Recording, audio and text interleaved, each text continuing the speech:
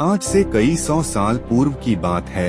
एक गांव में राम सिंह नामक एक किसान अपनी पत्नी व बच्चे के साथ रहता था।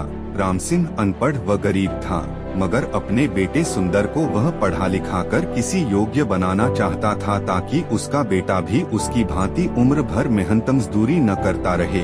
अपने पुत्र से उसे बड़ी आशाएं थीं। लाखों सपने उसने अपने पुत्र को लेकर संजो डाले थे। वही उसके बुढ़ापे की लाठी था। उसका बेटा सुंदर भी काफी बुद्धिमान था। वह गांव के पंडित कस्तूरी लाल के पास जाकर शिक्षा ग्रहण कर रहा था। उसने भी अपने मन में यही सोचा हुआ था कि वह भी पढ़ लिख कर बड़ा आदमी बनेगा और अपने माँ बाप के कदमों में दुनिया भर की सारी खुशियाँ और सारे सुख लाकर डाल देगा। इंसान यदि किसी लक्ष्य को निर्धारित कर ले और सच्चे मन से उसे पाने का प्रयास करे तो वह उसमें सफलता प्राप्त कर ही लेता है। ऐसा ही सुंदर के साथ भी हुआ। वह अपनी कक्षा में अच्छे नंबरों से उत्तीर्ण हुआ। सारे गांव में उसकी खूब वाहवाही हुई। अपने बेटे की इस सफलता पर राम सिंह का मस्तक भी गर्व से ऊंचा हो उठा। एक रात राम सिंह ने अपनी पत्नी से कहा, सुंदर की माँ, मेरे मन में सुंदर को लेकर काफी दिनों से एक विचार उठा रहा है। कहो जी, राम सिंह की पत्नी ने कहा, ऐसी क्या बात है? क्या सुंदर की शादी ब्याह का विचार बनाया है? अरे भगवान, शादी ब्याह तो समय आने पर हम उसका करेंगे ही, मगर अभी उसे अपने पैरों पर तो खड़ा होने दें। मेरा तो यह विचार है कि क्यों न हम उसे शहर भेज दें, ताकि वहां जाकर कोई अच्छा सा काम धंधा सीख कर कुछ बनकर दिखाए। यहाँ गांव में तो बस मेहनत मजदूरी का ही धंधा है। पढ़ने लिखने के बाद भी यदि उसे यही धंधा करना है तो पढ़ाई लिखाई का लाभ ही क्या है? हमारा तो अपना कोई खेत भी नहीं है जिसमें मेहनत करके वह कोई तरक्की कर सके। मगर सुंदर के बापू, सुंदर ने तो आज तक शहर देखा ही नहीं है। हम किसके भरोसे उसे शहर भेज दें? सुंदर की माँ कमला ने कहा, माना कि हमारा सुंदर समझदार और सूझबूझ वाला है और शहर में वह कोई अच्छा सा काम धंधा तलाश भी लेगा, मगर शहर में टिकने का कोई ठिकाना भी तो चाहिए। सुनो सुंदर की माँ, शहर में मेरा एक मित्र है। हालांकि हम दोनों वर्षों से एक दूसरे से नहीं मिले, मगर फिर भी मुझे उम्मीद है कि यदि मैं सुंदर को उसका पता ठिकाना समझाकर भेजूं तो वह अवश्य ही उसे शरण देगा और रोजी रोजगार ढूंढने में वह सुंदर की सहायता भी करेगा। बात तो आपकी ठीक है सुंदर के बापू, लेकिन मेरा मन नहीं मान रहा कि मैं अपने लाल को अपनी आंखों से दूर करूं। ऐसा तुम अपनी ममता के हाथों मजबूर होकर कह रही हो, मगर दिल से तो तुम भी यही चाहती हो कि हमारा बेटा तरक्की करे। इसलिए दिल को मजबूत बनाओ। सुंदर शहर जाकर कुछ बन गया तो हमारा बुढ़ापा भी सुख से गुजरेगा। और इस प्रकार राम सिंह ने अपनी पत्नी को समझा बुझाकर सुंदर को शहर भेजने के लिए राजी कर लिया। उसी शाम सुंदर जब अपने यार दोस्तों के साथ खेलकूद कर घर वापस आया तो राम सिंह ने बड़े प्यार से अपने पास बैठाया और अपने मन की बात बता दी। सुंदर यह जानकर बहुत खुश हुआ कि उसका बापू उसे शहर भेजना चाहता है। वास्तव में सुंदर भी यही चाहता था कि वह किसी प्रकार शहर चला जाए और वहां कोई ऐसा काम धंधा करे जिससे उसका परिवार सदा सदा के लिए गरीबी से छुटकारा पाकर सुख भोगे। आठ पिता का प्रस्ताव पाकर वह बड़ा खुश हुआ और बोला, पिताजी, चाहता तो मैं भी यही था कि पढ़ लिख कर शहर जाऊं और अच्छी सी नौकरी करके घर की कमाई में आपका हाथ बटाऊं, मगर कहीं आप मुझे शहर भेजने से इनकार न कर दें। यही सोचकर मैंने आपसे अपने मन की बात नहीं कही, मगर अब जब आप स्वयं ही मुझे शहर भेजने के इच्छुक हैं, तो इससे अधिक खुशी की बात मेरे लिए भला और क्या हो सकती है। मैं अवश्य ही शहर जाऊंगा। और प्रकार दूसरे ही दिन राम सिंह ने उसे दीन दुनिया की ऊंच नीच समझाई और अपने मित्र का पता देकर शहर के लिए विदा कर दिया। सुंदर काफी सूझबूझ वाला समझदार युवक था। अपने माता पिता के दुख दर्द को वह भली भांति समझता था। वह यह भी जानता था कि गांव में रहकर तो उसका भविष्य अंधकार में ही डूबा रहेगा, जबकि उसकी इच्छा बड़ा आदमी बनकर अपने माता पिता को भरपूर सुख देना था। आठ खुशी खुशी वह शहर के लिए रवाना हो गया। शहर आकर सुंदर की आंखें चुंधिया गईं।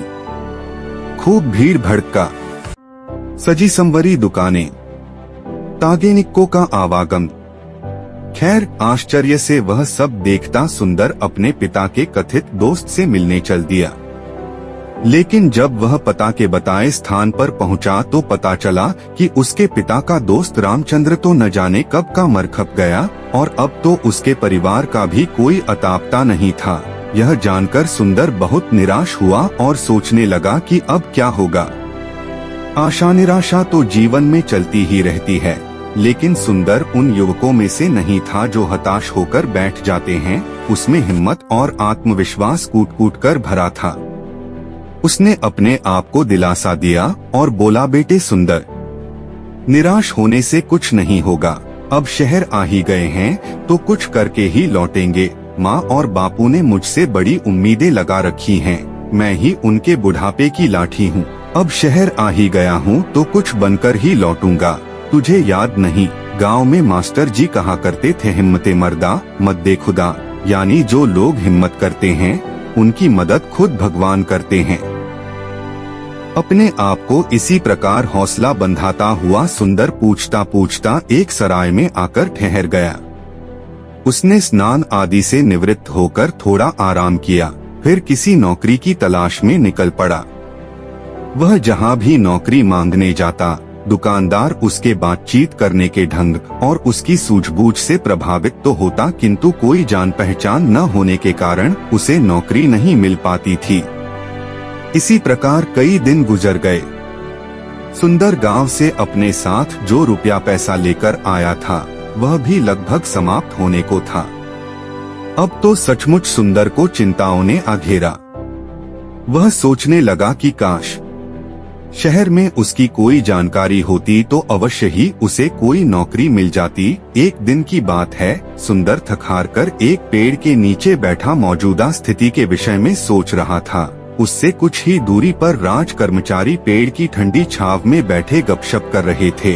अनमनासा सुंदर उनकी बातें सुनने लगा। एक दूसरे से कह रहा था, कुछ भी कह भाई रामवीर, तू है बड़ा नसीब वाला। हम दोनों साथ साथ ही राज दरबार की सेवा में आए थे, मगर तू तरक्की करके राजा जी का खजांची बन गया और मैं रहा सिपाही का सिपाही। इसे कहते हैं तकदीर। तकदीर भी उन्हीं का साथ देती है गंगाराम, जो सूझबूझ और हिम्मत से काम लेते हैं।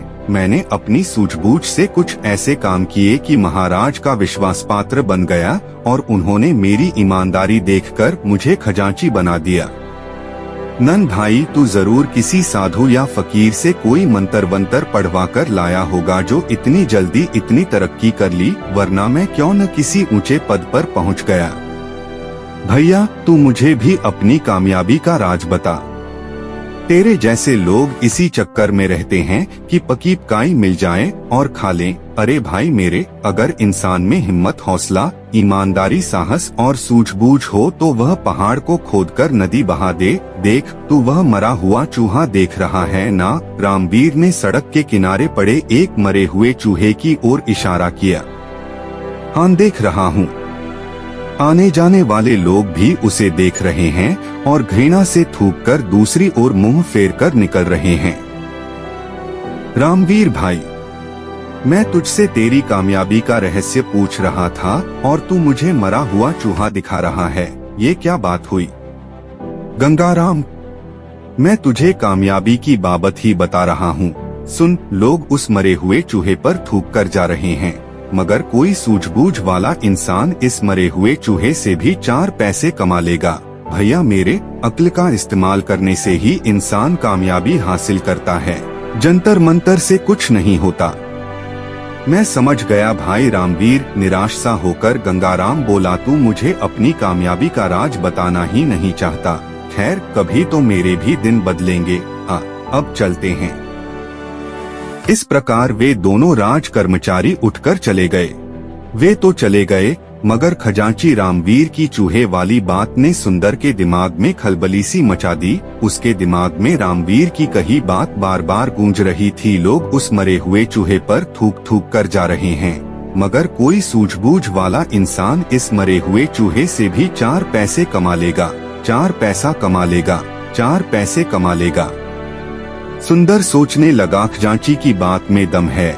जिस देश में मिट्टी भी बिकती हो वहाँ कोई चीज बेचना मुश्किल नहीं, मगर इस मरे हुए चूहे को खरीदेगा कौन? कैसे कमाएगा कोई इससे 4 पैसे? चूहे को घूरते हुए सुंदर यही सोच रहा था, लेकिन उसकी समझ में नहीं आ रहा था। तभी सड़क पर उसे एक तांगा आता दिखाई दिया। तांगे में एक सेठ बैठा था जिसने एक बिल्ली को अपनी गोद में दबोचा हुआ था। बिल्ली बार बार उसकी पकड़ से छूटने की कोशिश कर रही थी।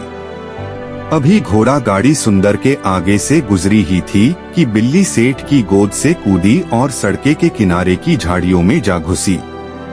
अरे अरे तांगे वाले, तांगा रोको, मेरी बिल्ली कूद गई, सेठ चिल्लाया। तांगा रुका और सेठ उतरकर तेजी से झाड़ियों की तरफ लपका। अरे भाई तांगे वाले, देखो, मेरी बिल्ली उन झाड़ियों में जा घुसी है, उसे पकड़ने में मेरी मदद करो। सेठ झाड़ियों के पास जाकर बिल्ली को बुलाने लगा। आ पूसी पूसी आओ। इसी बीच तांगे वाला और सुंदर सहित कुछ अन्य लोग भी वहां जमा हो गए थे। अरे भाई, मैं किसी खास प्रयोजन से इस बिल्ली को खरीद कर लाया हूँ, कोई इसे बाहर निकालने में सहायता करो। सेठ बेताब होकर एकत्रित हो गए लोगों से गुहार कर रहा था, जबकि झाड़ियों में घुसी बिल्ली पंजे झाड़ झाड़ कर गुर्रा रही थी। देख नहीं रहे हो सेठ जी की बिल्ली किस प्रकार गुर्रा रही है? एक व्यक्ति बोला, हाथ आगे बढ़ाते ही झपट पड़ेगी। यह सब देखकर सुंदर के मस्तिष्क में राजा के खजांची की बात गूंज गई। कोई सूझबूझ वाला इंसान इस मरे हुए चूहे से भी 4 पैसे कमा लेगा। सुंदर के मस्तिष्क में धमाका सा हुआ और तुरंत उसके मस्तिष्क में एक युक्ति आ गई। वह सेठ से बोला, सेठ जी, अगर मैं आपकी बिल्ली को काबू करके दूं तो आप मुझे क्या देंगे? आए सेठ जी ने तुरंत सुंदर की ओर देखा और बोला, भाई, तू मेरी बिल्ली को काबू करके देगा तो मैं तुझे चांदी का एक सिक्का दूंगा। चांदी का सिक्का? सुंदर के मुंह में पानी भर आया। ठीक है, आप यहीं रुकिए, मैं अभी आपकी बिल्ली काबू करके आपको देता हूँ। कहकर सुंदर दौड़ा दौड़ा उसी दिशा में गया जिधर मरा हुआ चूहा पड़ा था। वाह बेटा सुंदर, बन गया काम। उस खजांची ने ठीक ही कहा था कि यदि सूझबूझ से काम लिया जाए तो इस मरे हुए चूहे से भी 4 पैसे कमाए जा सकते हैं। सुंदर ने मन ही मन खुश होते हुए एक रस्सी तलाश की और चूहे की गर्दन में फंदा डालकर झाड़ियों की ओर चल दिया। हटो तो सब पीछे हटो। भीड़ को एक ओर हटाता हुआ सुंदर बोला, बिल्ली अभी बाहर आती है। अरे मरा हुआ चूहा, यह तो वहां पड़ा था, किसी ने कहा। दूसरा बोला, भाई वाह, इस लड़के ने तो मौके का फायदा उठाकर एक सिक्का कमा लिया। इसे कहते हैं बुद्धि का करिश्मा। यह लड़का अवश्य ही एक दिन बड़ा आदमी बनेगा। लोग तरह तरह की बातें बनाने लगे।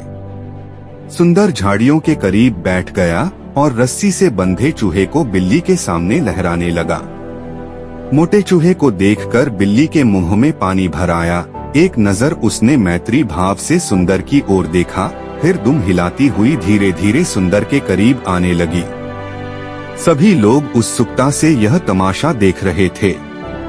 और फिर कुछ ही पलों बाद चूहे के लालच में जैसे ही बिल्ली बाहर आई, सुंदर ने उसकी पीठ पर प्यार से हाथ फेरा और उसे गोद में उठा लिया। प्रिय मित्रों, ये कहानी आपको कैसी लगी कमेंट करके जरूर बताना और साथ ही एजुकेशन फॉर लाइफ चैनल को सब्सक्राइब कर देना।